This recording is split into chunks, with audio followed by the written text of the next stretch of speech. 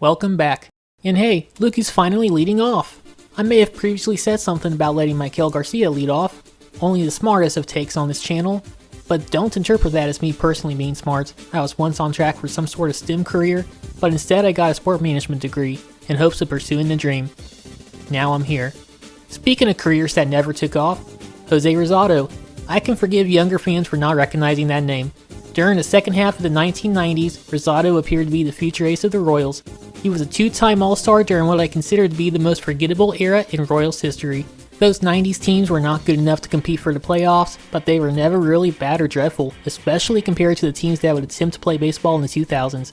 Rosado should have been a star throughout the 2000s, but unfortunately, his career would end 5 starts into the new millennium. So, what happened? Well, José Rosado was drafted in the 12th round of the 1994 draft out of Galveston College, a community college in Texas. While I've seen a few major leaguers pass through, Rosado was the first to appear in the majors.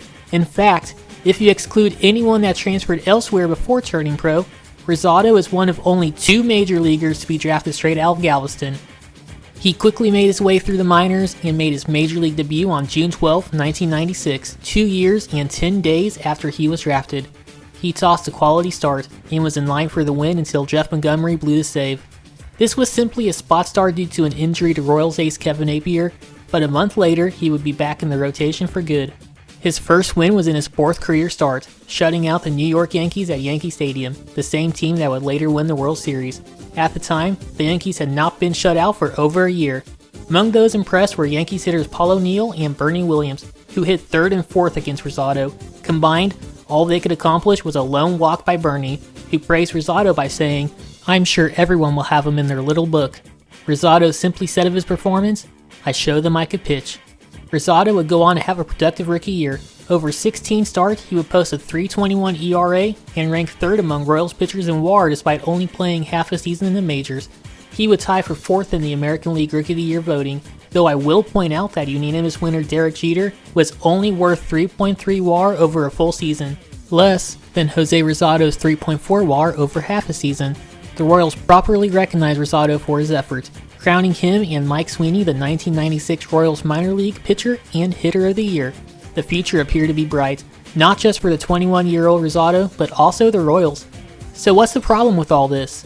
Well, let me illustrate it for you. In 1995, Rosado tossed 138 innings for High A Wilmington. The year before, Rosado threw 64.2 professional innings after being drafted.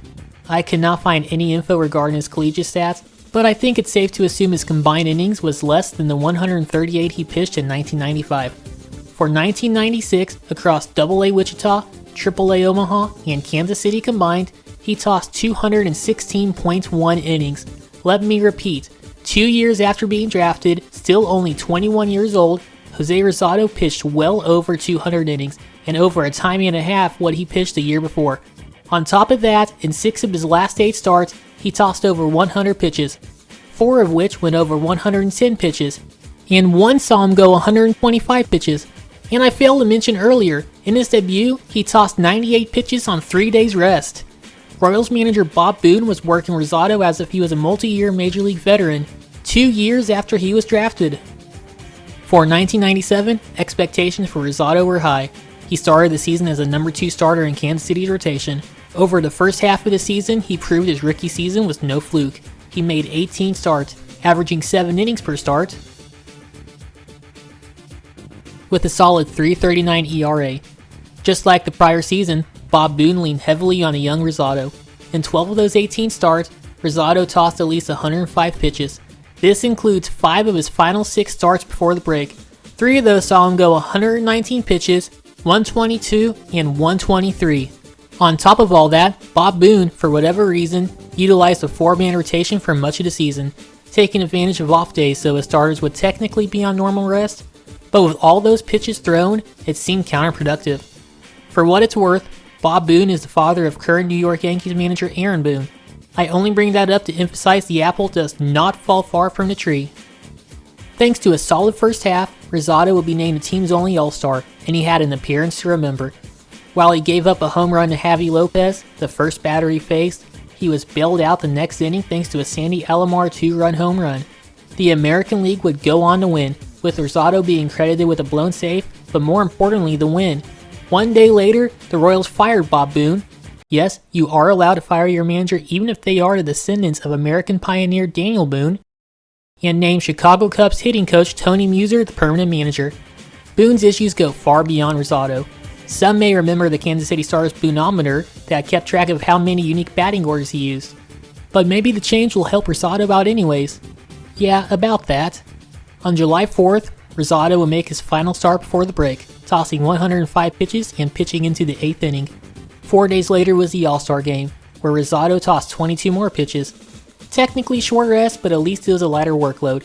Maybe Tony Muser gives him a little extra time before his next start to make up for it. 3 days.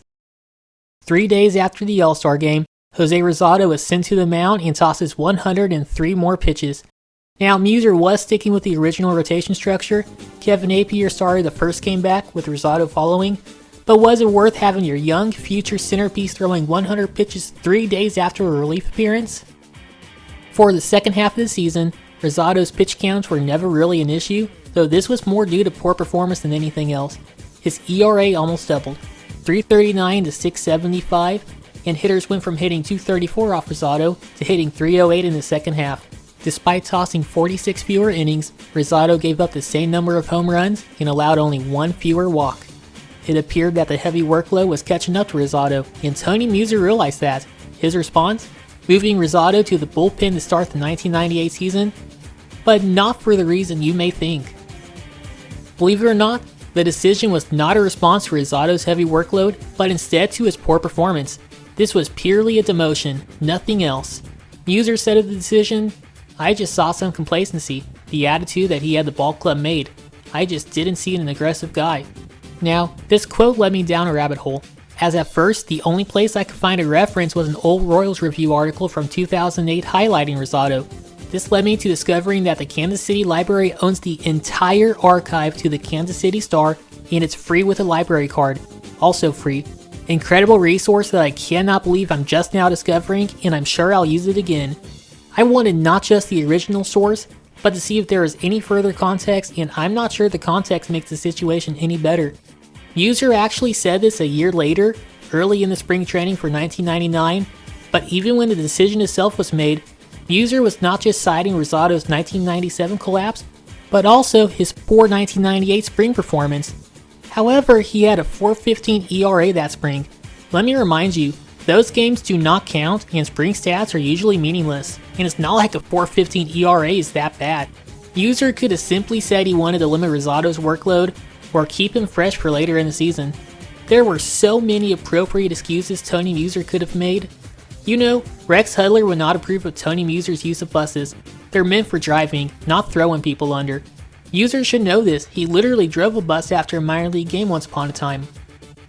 José Rosado would return to the rotation by May and stay there for good.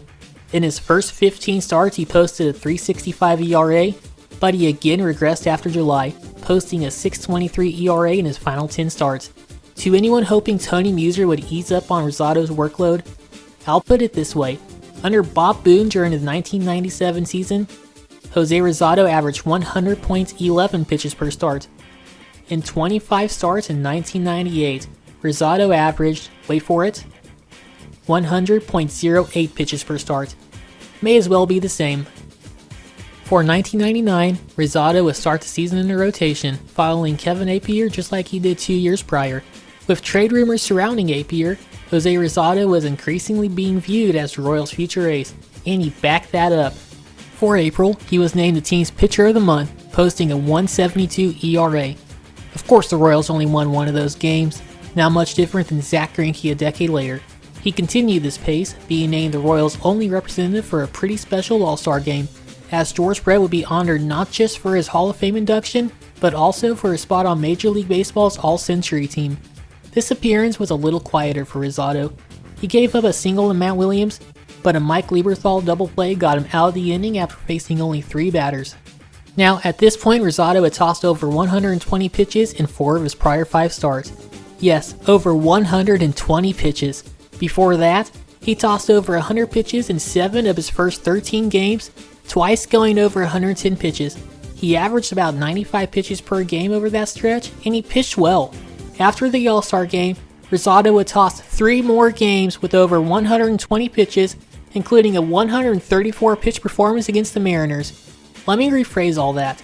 Over a 42-day period, José Rosado pitched 8 games, 9 if you include the All-Star game, 7 of which he tossed over 120 pitches. And it's not like the Royals were a playoff contender leaning on their ace. They were well under 500 this whole time. While the pitch counts were down in August, they went back up in September. Despite now being 30 games below 500, Rosado was leaned on for 5 starts over 110 pitches, including starts of 132 pitches and 128 pitches. The late season wear was also returning. While Rosado entered the break with a 3.01 ERA, he finished the season with a 3.85 ERA. At one point that ERA climbed above 4.0. What was Tony Muser thinking? This was not exactly unusual for Muser's pitchers, and I could dedicate a whole video on how inept he was.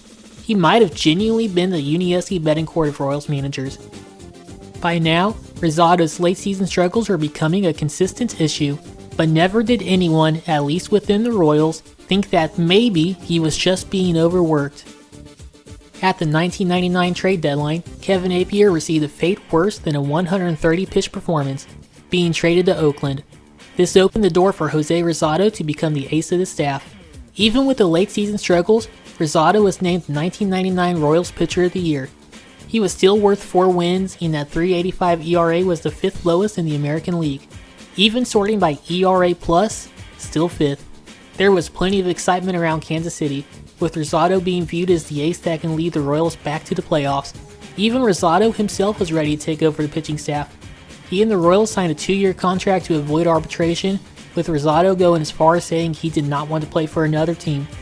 He totaled the praise he received at the most recent All-Star game from some of the game's best. He even joked about how he no longer had to constantly swap out Kevin Appier for himself in his MLB video game. By now, José Rosado had proved to the league that his name needed to be remembered, and the new millennium appeared to be a chance to truly cement himself as one of the game's best. Instead, it would be the beginning of his downfall. The original plan appeared to be José Rosado taking the mound on opening day for the 2000 season, but a hamstring injury pushed his first start back to the 3rd game of the season. He initially looked fine, but a few games later his fastball struggled to stay above 80. He still tossed over 100 pitches for whatever reason, with the velocity remaining down throughout the start. The Royals skipped his next start, and on April 30th, 10 days later, he looked like his old self. He fell an out short of a quality start, if only because of a rain delay, but he still earned the win over future Royals ace Gilmesh. Leading up to his next start, however, the arm issues returned. He was placed on a disabled list with shoulder tendonitis, later requiring shoulder surgery in June to fix a torn labrum. This ended his season after only 5 starts. There was optimism Rosado could return in time for the 2001 season, but during a simulated game in March, he walked off the mound complaining of shoulder soreness. After an MRI, it was revealed he re-tore his labrum and needed another round of surgery. He would be lucky if he was healed by the start of the 2002 season. Now, the Royals had a decision to make on Rosado. He was still under club control through arbitration, but the Royals had some payroll to clear. They had just signed Daryl May and Chuck Knobloch. Oh dear God, Chuck Knobloch. That's something I'd rather forget. You know, one of the corresponding roster moves was designating Indy Chavez? Was that worth the Chuck Knobloch experience? And Rosado, thanks to arbitration, had to be paid at least 80% of the $3.25 million he made the prior season.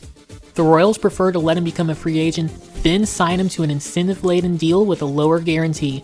However, they feared if Rosado was to become a free agent, another team would sign him. If they agreed to arbitration, they could still release him before the season and only owe him 1/6 of his contract. The two sides ended up avoiding arbitration, with Rosado signing at the same rate he was paid for the prior year. General Manager Allard Baird said after watching Rosado throw, "He shocked me. He shocked all of us. He looked very, very good. That's the best I've seen him throw in 2 years." Unfortunately, when Rosado showed up to spring training, he was barely able to throw 80 miles an hour. He was released, with Allard Baird publicly saying he wanted to bring Rosado back on a minor league deal, and while they did, he went the following 2 months without throwing a single pitch. José Rosado would never appear in another game, majors or minors. Except for a 2008 comeback that's mentioned in his baseball reference stats, but I could not find any info about this online. buried in Wayback Machine, or even within the Kansas City Stars archives, which genuinely surprised me.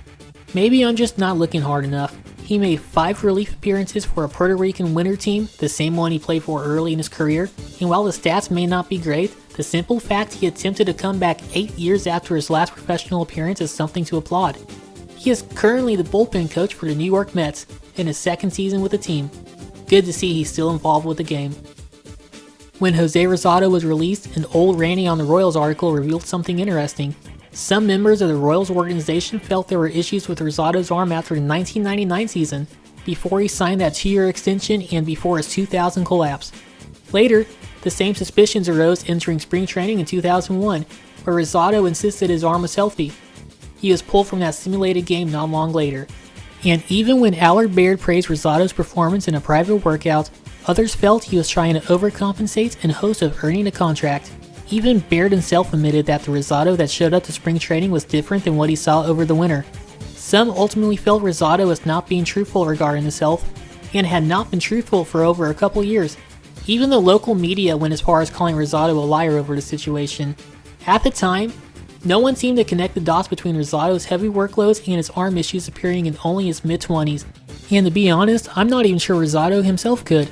I'm not going to try and pretend to know the truth, but I can't help but think back to Tony Muser's comments when he moved Rosado to the bullpen in 1998. Even at the time, it was known that part of Rosado's issues to conclude the 1997 season was a tired arm, yet his manager publicly criticized him and demoted him over it. This is the same manager that remained in charge throughout the rest of Rosado's tenure in Kansas City. If this is true, and I have zero reason to doubt Randy Jazierli, then I can understand why Rosado may have hit an injury. I'm not saying it's the right move, but if that's how your manager and even the media react to an injury, then I completely understand the urge, and even if Rosado could predict the future, it was likely too late to make much of a difference. Regardless, it's clear we were robbed of a potentially amazing career. Just when Rosado's career was winding down, a young pitching phenom named Mark Prior was opening eyes in the Chicago Cubs system. His story may be more familiar to the casual fan, pitching for the Cubs helps, but there are so many similarities between the two. Both made it to the majors at 21 years old and were immediately leaned on by their coaching staffs. They both were hailed as the futures of their respective teams, however the moment they turned 25, their arm fell apart and they never pitched another game in the majors. Rosado's story should have been a warning, and maybe the sum it was, but unfortunately stories like him and Mark Prior are all too common, with careers being ruined before they truly took off. Circling back to Rosado, when looking at Baseball Reference's similarity scores, the pitcher José Rosado is most similar to after his 1999 season was, believe it or not, Hall of Famer Tom Glavine. This may sound like a reach, but take a listen to this clip from his first All-Star appearance. He's had a very effective first half. In a lot of ways, he's very similar to Tom Glavine. He likes to work the outside part of the plate with his fastball. Best pitch is his changeup by far. Again, this was from his first All-Star appearance. 1 year earlier, Rosado had only one Major League start under him, but already people were seeing the potential. Even more crushing, José Rosado genuinely seemed happy to be a Royal. After a blowout win that saw Rosado and fellow Puerto Rican Carlos Beltran dominate despite having flu-like symptoms, the Kansas City Star's Dick Cagle referred to the game as Puerto Rican night. Rosado's response? Puerto Rican night? I'd say it was Kansas City Royals night.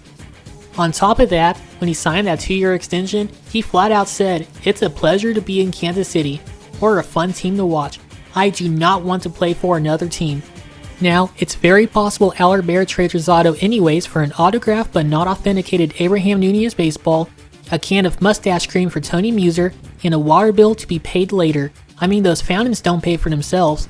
But let's say he doesn't trade him. José Rosado could have anchored the Royals pitching staff in the same way Mike Sweeney, his fellow 1996 Royals minor league award winner, anchored the lineup during some dark times. My favorite hypothetical may be with the 2003 Royals, who finished 83 and 79, 7 games out of a playoff spot. The Royals that season scored the 4th most runs per game in the American League, but the pitching staff gave up the 3rd most runs per game, pretty much the opposite of the 2025 team. I'm not saying Rosado alone makes the Royals a playoff team that year, but he easily could have given them a chance deep in the season. And if he did live up to those Tom Glavine comparisons, then maybe he alone could have been enough. If you enjoy this, then I recommend liking this video, subscribing to this channel, and even sharing this video. If you don't do that, then Tony Muser will make you throw 130 pitches on short rest. You can also check out my prior videos, which includes another pitcher that got his first career win against the Yankees, Brian Bollington, as well as another all-star top-of-the-rotation pitcher, Mark Redman, and even a pitcher that also made his debut at 21 and was mostly out of baseball by 27, Kyle Davies. If you don't, I will send Tony Muser after you. Trust me, he's watching. Until next time.